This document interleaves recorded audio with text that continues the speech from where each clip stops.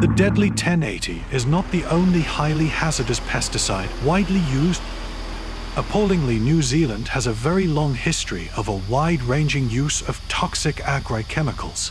It is scandalous and frightening how consistently we lag behind most other Western countries in banning very toxic herbicides, fungicides, and insecticides. We were globally the highest users of 2,4,5-T, a component of Agent Orange, the last country producing it and one of the last using it. Given our very high use of toxic agrochemicals, it seems therefore no coincidence that we have one of the highest cancer rates in the world. When compared to China, for example, which is considered quite a polluted country, China has by age standardized rates 201.6 cases per 100,000 population. India has 98.5 cancer cases, and New Zealand has 427.3 cases per 100,000 population. Yet, unlike most OECD nations, the New Zealand government agencies stopped recording how many tons of pesticides, including insecticides and herbicides, are sold and used annually. We don't fund research on pesticides, so scientists don't analyze risks from them. This enables the government to turn a blind eye to the fact that New Zealand has historically, and may still be, using toxic pesticides in enormous quantities, many of which are known to be carcinogenic and banned in other countries. Records from 2020 tell us that approximately 3,400 tons of pesticide active ingredients are used annually in New Zealand's agriculture alone. We should remind ourselves that many pesticides made their grand debut in World War II. Some were used for chemical warfare, to kill people. After the war, they were repurposed as pesticides, but many have not lost their capacity to kill humans. The fumigant chloropicrin, for example, used for strawberries, was a poison gas used in World War I. While Europe has banned its use in strawberries, New Zealand has not. In all fairness, it needs to be emphasized, the addiction to synthetic pesticides is not unique to New Zealand. It is a global pandemic. This toxic culture evolved over the last 100 years from our way we do things in the modern world. There were two main drivers: increased powers of pesticide corporations and lobbyists, and decreased resourcing for governments to assess risk and double-check the pesticide industry's safety claims. In addition, the media, always susceptible to advertisers and worried about lawsuits, failed to step up as the fourth estate. The inevitable outcomes are short and long-term consequences, the costs to human health, and the suffering these poisons inflict on all our non-human cohabitants of planet Earth. This is the result of manipulative lobbying and advertising through multi-billion-dollar marketing campaigns by one of the most powerful industries in the world, the multinational agrochemical and petrochemical industries. Unfortunately, governments have stepped away from stewardship, from funding science, and have, for decades, depended on industry data for safety. Most of the power then, the so-called science, the information and advice, favors the petrochemical and pesticide industry. The corporate bottom line dominates. Court cases have demonstrated how unscrupulous the pesticide industry can be, effectively committing not only ecocide, but also genocide. What is exceptional about New Zealand, though, in fact absolutely incredible, it's how the New Zealand government has not only managed to deceive their own people, but the whole world. And all that with just some clever marketing slogans. Clean, green, 100% pure New Zealand. You need to show me a country that's cleaner and greener. Dr. Muriel Watts is a scientist and internationally renowned researcher and writer on pesticides and non-chemical alternatives. Until she retired, this included consultancies for the United Nations on non-chemical pest management solutions, and she worked for the Worldwide Pesticides Action Network, where she represented a network of more than 600 civil society organizations at numerous international chemicals meetings.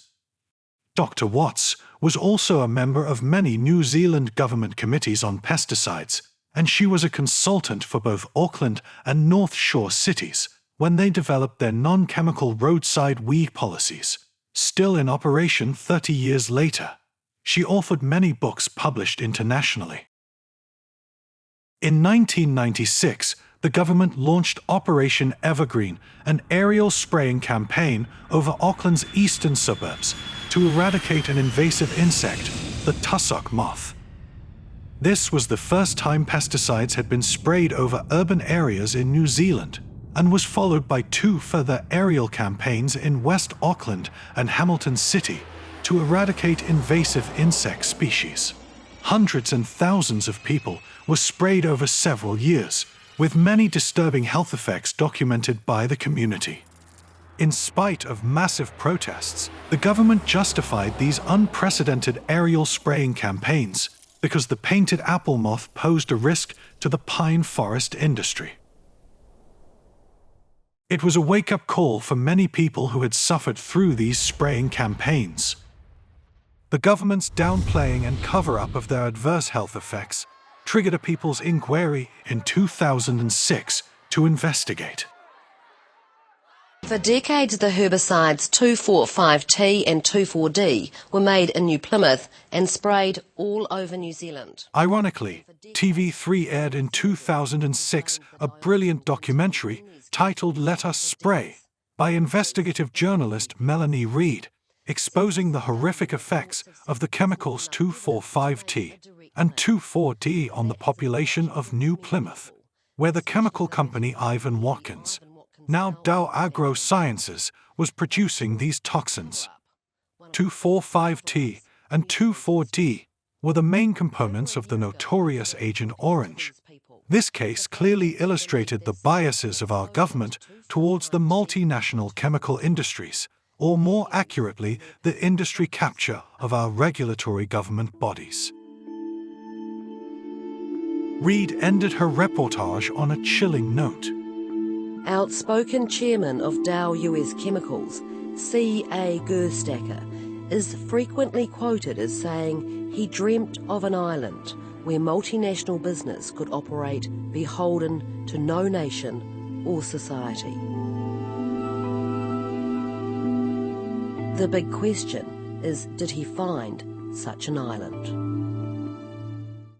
For many years, Muriel Watts, Hannah Blackmore of the Weed Management Advisory in Auckland, and sociologist Jodie Brunning of the charity Physicians and Scientists for Global Responsibility have been leading the charge in campaigning for environmentally sustainable and non-chemical vegetation management. The Weed Management Advisory, co-founded and administered by Hannah Blackmore since 2010, is a very rich repository of information on pesticides, scientific research, studies, reports, and books. The continued and increased use of toxic pesticides is affecting a great number of people, and many are becoming aware of the serious health effects of pesticides. The Second People's Inquiry in 2020 created a platform for the public to voice their concerns, experiences, and solutions. Welcome to the first day of this 3-day public hearing into the impacts and effects of toxic chemicals and poisons on our people, wildlife, and environment. A total of 84 submissions were presented to the People's Inquiry Committee, testimonies of the impacts and effects of toxic chemicals and poisons on our people, wildlife, and environment. This monumental project is a testimony to the commitment and passion of not just the participants, but the organizing committee and commissioners, who gave their time freely. New Zealand is drenched with glyphosate. Aerial spraying and blanket ground spraying continues to this day. More than 30,000 litres of glyphosate are sprayed annually along New Zealand's highways. Just in Northland, some 900 kilometres of highway and 5,800 kilometres of rural roads are sprayed 3 to 4 times a year. Very rarely, signage is erected when the spraying is in progress and there are no warnings that an area has been sprayed. Other than a sign on the back of spraying vehicles, there are often no warnings. This is in non-compliance with the Health and Safety Work Act, the National Safety Standards, the Agrochemical Application Regulations, and the manufacturer's safety data sheets. Yet, to this day, most of New Zealand's city councils refuse to stop their unlawful, unethical, questionable, and certainly not evidence-based practices, claiming that spraying is more cost-effective than the sustainable alternatives. There is enormous evidence that exposures can be harmful at parts per billion and trillion, much lower than the government agencies believe are harmful. We simply need to start minimizing the use of toxins wherever it is possible, as there certainly are viable non-toxic alternatives like hot water and steam for urban areas.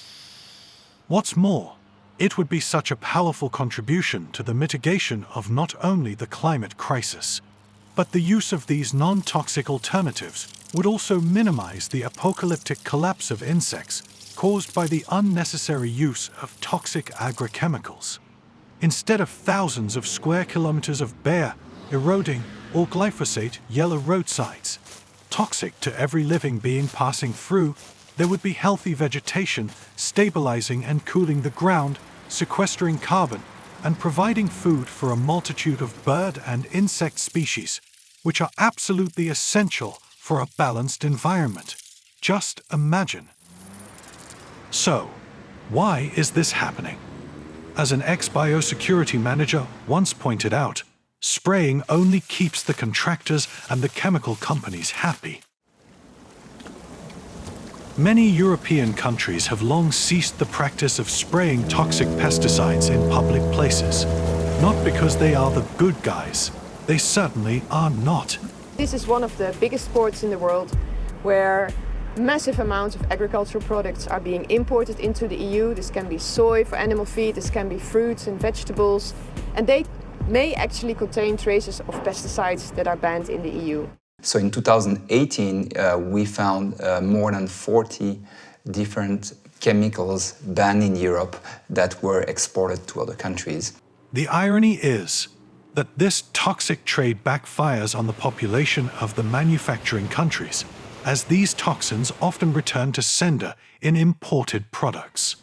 The reason why other countries have ceased spraying toxic chemicals in public places is simply that they know they can't guarantee the protection of the public from accidental exposure. They also know that the consequences of causing damage and ill health to the public could result in very costly litigation, as we now see with all the Monsanto and Bayer cases. The third trial, we asked for $1 billion, and we got $2.2 billion from the jury. And then Monsanto came to the negotiating table, and we settled the cases for $13 billion, and they agreed to take Roundup, to take glyphosate out of home gardening products. Big Chem may be increasingly struggling to afford to pay billions of dollars in damages to victims of glyphosate, even with the phenomenal profits they make. In spite of all the internationally well-publicized information of these issues, the New Zealand government stubbornly lives in denial. Published in 2022, the book Pesticides and Health: How New Zealand Failed in Environmental Protection. Epidemiologist Professor Neil Pearce clearly outlines the systemic failures of our government, from incompetence to industry capture.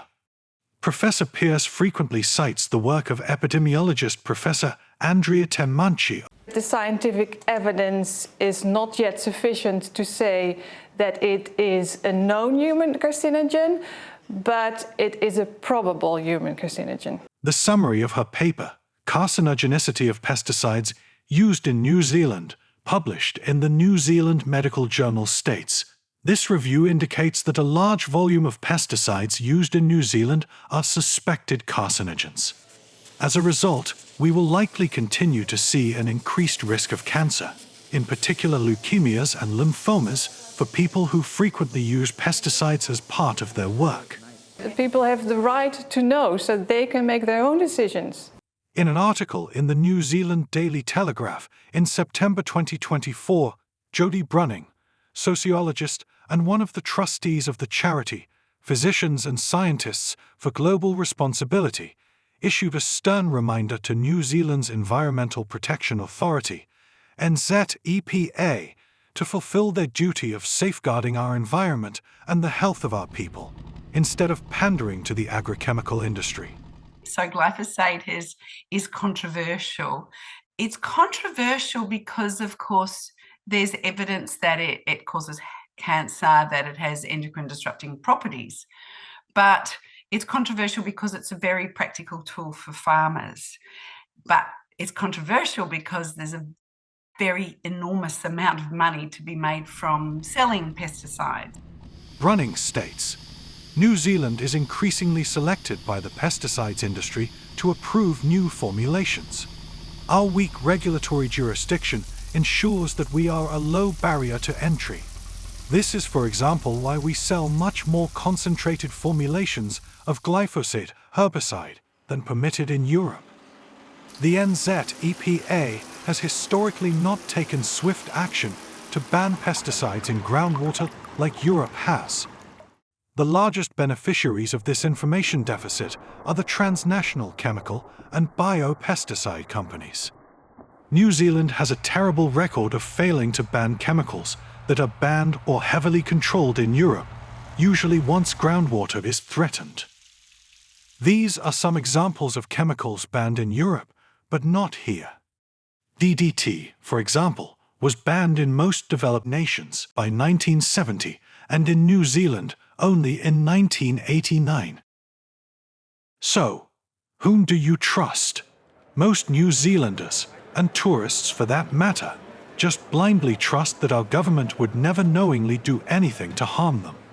The following 4 cases are proof of just how reckless our government is with the use of toxic pesticides. I was staying at Lake Tarawera at my parents' holiday home. I just left school. I was full of energy. I'd been mowing the lawns and it's very hot. So I went down to the swimming jetty. When I got down there, there was a boat there. It was just starting to chug away and I didn't think anything of it. I jumped in the water and I swam and I drank from the water. A neighbour came running down and said to me, "Get out of the water, they've just sprayed the weed there." We were worried about the spray, which we found out was diquat, the water version of paraquat. There were a lot of people around the lake that were concerned about the spraying because we all pulled our water from the lake. So I got out of the water. My life changed forever. Like the next day, my glands started to rise, like I had swollen glands in my neck and my groin. It got pretty bad and I became pretty unwell. There was a local doctor there who decided that he should remove a gland and have it tested. The test came back that I was totally normal. At this stage, all my glands were up like golf balls, and I'd started to lose my hair. The doctor said to me, there is actually no test for diquat or paraquat. Over the next 10 years, I went through a long period of unwellness. I kept on having ideas of moving forward with my career and then collapsing and not being able to follow through. So I was in and out of work.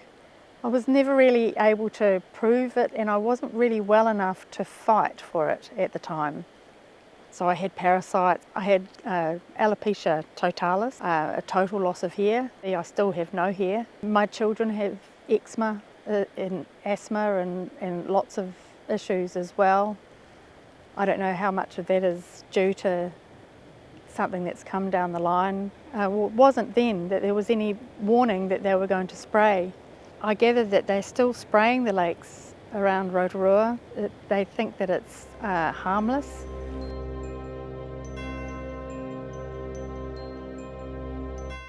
Driving down the hill on my motorbike, coming back from doing a little bit of work, and noticed the truck coming around the corner and with a boom hanging out. They were spraying the sides of the roads and there was quite a bit of drift. Came home pretty quick because I knew the children were out on the trampoline outside. kids were on the trampoline and Pat came home from being on the hill and said the truck had just come through and sprayed the kids. Told everyone to go inside, have a shower, because you could smell the stuff. You could smell the chemicals in the air and it stunk. And then I jumped in my car and thought I'd go and give the guy a piece of my mind. And I followed him down the hill, where I caught up with him, and I hopped out of my car and I asked him if he knew what he'd done. And he looked at me quite bewildered and said, no. So I proceeded to tell him what he'd done, and I let him know how I felt about it. You just sprayed my kids and my partner. I said, what are you using? And he did say, glyphosate, and I told him that, you know, your drift was enormous. It came over everything. The way that council sprays doesn't meet the requirements for using spray. People are being harmed. People coming from overseas have got to know that New Zealand spray the sides of their roads, because they sit on the sides of the roads and have a rest, and they eat their food and they drink their water on the side of the road where that's been sprayed. There's not even any signage, there's nothing. These poor people come over here for a good time, walk through our beautiful, clean, green country, and little do they know they've been walking through chemicals. Because you don't know, until down the track, whether it's affected you or your kids. It's just so wrong. New Zealand is advertised overseas as 100% pure and 100% bullshit. We're poisoning people. In 2022, a mother and former Whangarei district councillor posted on Facebook, quote, 2 weeks ago, the school bus was stopped opposite the childcare centre PPs. The children were literally getting out of the bus and waiting behind it, and the spraying contractor, a young guy obviously focused on what he was doing but not on anyone else, went past the bus and started spraying right there, just on the corner of Haven Place, where the kids were waiting. It was windy too, and it blew the residue across the road towards myself and another mum who were waiting. Unbelievable. This is an issue I have raised many, many times in council chambers and with roading staff. In 2021, an outraged member of the public reported another incident to the Northland Toxin Awareness Group. She saw a council spraying contractor on a quad bike spraying over children's feet as they were walking on a sidewalk. This incident was reported the very next day to the Whangarei District Council. As the contractor denied the allegations, Council commissioned an independent investigation in April 2022. 6 months after the incident, the global company Incident Prevention Group was contracted. This investigation was meant to encompass recommendations on how to avoid such incidences in the future. The Whangarei District Council repeatedly delayed the release of this investigation. Eventually, more than 2 years later, the IPG draft report made available to the public. One doesn't need to be an investigator to suspect as to why our government has withheld this information. You only need to look at the recommendations. In spite of over 40 years of environmental advocacy groups and human rights activists lobbying our government to ban highly hazardous pesticides, the New Zealand government continues its reign of toxic tyranny, poisoning the people and nature without adhering to the safety regulations and the Health and Safety Work Act. In the Smithsonian magazine, it states that over 10 million chemicals get invented every year, which translates into 1,000 new ones synthesized every hour. Even if all these new chemicals could be thoroughly tested for adverse effects before they are released, testing for the synergistic effects with other chemicals they could possibly connect and react with is an absolute impossibility. Chemicals, whether natural or synthetic, are part of our life on Earth. because it is impossible to establish within the time frame of one human's life whether a synthetic chemical is beneficial or disastrous. We should always keep the precautionary principle at the forefront of everything. It makes perfect sense to heed a very simple principle Rachel Carson has pointed out. Synthetically created chemicals are totally outside the limits of our biological experience. In short, our bodies nor that of any other life form have been programmed to process them.